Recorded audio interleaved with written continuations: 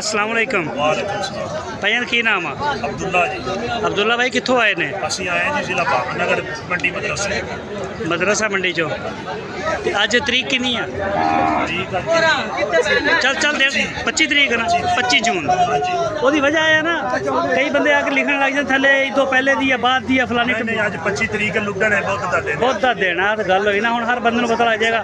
ਹੁਣ ਇਹ ਕਹਿ ਦੱਸ ਦਿਓ ਕਿ ਬੱਚੇ ਖੀਰੇ ਦੋਂਦੇ ਖੀਰੇ ਕੱਚੇ ਖੀਰੇ ਦੋਂਦੇ ਹੋ ਜਾਣਗੇ ਕੁਰਬਾਨੀ ਤੇ ਇਨਸ਼ਾਅੱਲਾ ਰੋਜ਼ਿਆਂ ਚ ਦੋਂਦੇ ਹੋਣ। ਰੋਜ਼ਾ ਹੀ ਦੋਂਦੇ ਹੋ ਜਾਣਗੇ। ਲਓ ਜੀ ਦੋਸਤੋ ਤੁਹਾਡਾ ਇਹ ਵੀ ਵਹਿਮ ਕੱਢਦਾ ਭਾਈ ਅਬਦੁੱਲਾ ਨੇ। ਅੱਛਾ ਭਾਈ ਅਬਦੁੱਲਾ ਕਿੰਨੇ ਬੱਚੇ ਲੈ ਕੇ ਆਏ? ਆਪਣੇ ਕੋਲ 25 ਬੱਚੇ 25 ਹਾਂਜੀ। ਪਿੱਛੋਂ ਲੈ ਕੇ ਆਏ ਸੀ ਇੱਥੋਂ ਉਹ ਲੈ ਕੇ ਆਏ ਘਰੋਂ ਲੈ ਕੇ ਆਏ। ਵਿਕੇ ਕਿੰਨੇ ਨੇ? ਇੱਕ ਦਾ ਬੱਚੇ ਤਿੰਨ ਵਿਕ ਗਏ। ਤੇ ਮੰਡੀ ਦੀ ਕੀ ਸੂਰਤ ਹਾਲ ਆ? ਦੀ ਸੂਰਤ ਲਾ ਠੀਕ ਹੈ। ਹਾਂ ਹਲੇ ਸੁਬਹ ਦਾ ਟਾਈਮ ਆ ਮੰਡੀ ਸਟਾਰਟ ਹੋ ਰਹੀ ਹੈ। ਜੀ ਜੀ ਠੀਕ ਹੈ ਚਲ ਆਓ ਜ਼ਰਾ ਦਿਖਾਓ ਬੱਚੇ ਆਪਣਾ। ਦੇਖੋ ਜੀ ਆਇਆ ਜਾ ਥੋੜੇ ਜਿਹੇ ਆਓ ਜੀ। ਨਾਲੇ ਖੀਰਾ ਮਾਲ ਰੋਜ਼ਿਆਂ ਚ ਦੋਂਦਾ ਹੋਵੇਗਾ। ਸਾਰਾ ਤਕਰੀਬਨ ਇੱਕੋ ਜਿਹਾ ਹੀ ਹੈ। ਹਾਂਜੀ। ਤੇ ਵਜ਼ਨ ਕੀ ਐਵਰੇਜ ਹੈ ਪੁੱਠੇ? ਵਜ਼ਨ ਬੱਚੇ ਦੇ ਹੈਗਾ 4 ਮਣ 4.5 ਮਣ। 4 ਮਣ ਤੇ 4.5 ਮਣ। ਹਾਂਜੀ। ਔਰ ਸਾਰਾ ਹੀ ਗੋਰਾ ਮਾਲ ਆ। ਨਾਲੇ ਹੁਸਨ ਦੇ ਸ਼ਹਾਦੇ। ਹਾਂਜੀ ਨਹੀਂ ਬੈਠੇ ਸੋਹਣੇ ਨੇ। ਇਹ ਜੀ ਸਾਰਾ ਸਹੀਵਾਲ ਦਾ ਮਾਲ ਆ ਪਿਓਰ ਨਾਫ ਝਾਲਰ। ਕੋਈ ਵੀ ਜਾਨਵਰ ਤੁਸੀਂ ਦੇਖੋਗੇ ਨਾ ਦੇਖੋ ਮਾਸ਼ਾਅੱਲਾ ਬੜਾ ਬੇਮਿਸਾਲ ਜਾਨਵਰ ਆ। ਝਾਲਰ ਆਕੜੀ ਬਾਹਰ ਰਾਹ ਦਾਣਾ ਸਾਰਿਆਂ ਦੀਆਂ ਨਾ ਝਾਲਣਾ ਪੂਰੀਆਂ ਨੇ। ਹਾਂ ਹਾਂ ਹਾਂ ਉਹ ਹੀ ਬਾਹਰ ਤੋਂ ਬਾਅਦ ਆ। ਇਸੇ ਤਰ੍ਹਾਂ ਹੀ ਇਧਰ ਦੇ ਠੀਕ ਹੋ ਗਿਆ। ਇਧਰ ਲੈ ਇਹ ਚੂਹਾ ਵਿੱਚ ਚੋਰਸਤਾਨੀ ਆ ਗਿਆ। ਇਹ ਵੀ ਖੀਰਾ? ਹਾਂਜੀ ਖੀਰਾ ਜੀ ਖੀਰਾ। ਸਾਰਾ ਮਾਲ ਖੀਰਾ ਹੈ। ਹਾਂਜੀ ਸਹੀ ਹੋ ਗਿਆ ਜੀ। ਇਹ ਭਾਈ ਅਬਦੁੱਲਾ ਦਾ ਜੇ ਮਾਲ ਆ।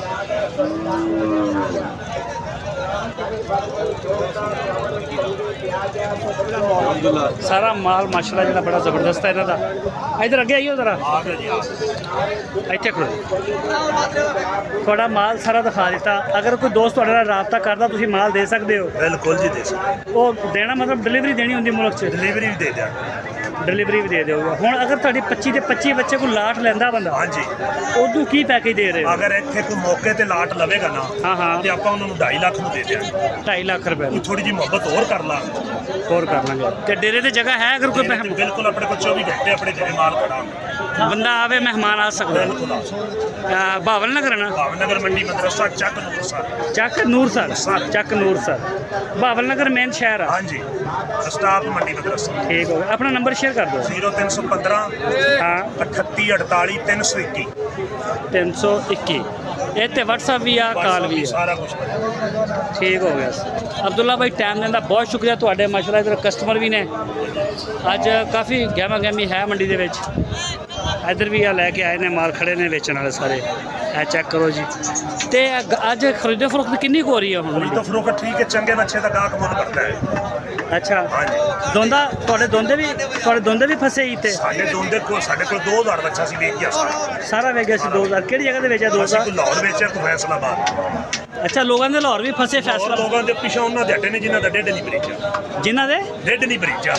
ਅੱਛਾ ਰੇਟ ਜ਼ਿਆਦਾ ਮੰਗਦੇ ਰੇਟ ਰਹੇ? ਆਖਰੀ ਟਾਈਮਾਂ 'ਚ ਜਿਹੜਾ ਬੰਦਾ ਆਂਦਾ ਸੀ ਵੀ ਨਹੀਂ ਅਸੀਂ ਕਰੀਏ ਜਿਨ੍ਹਾਂ ਨੇ ਟਾਈਮ ਨਾਲ ਸਹੀ ਰੋਜ਼ੀ ਨਾਲ ਵੇਚਿਆ ਸੀ ਸਾਰੇ ਵੇਚ।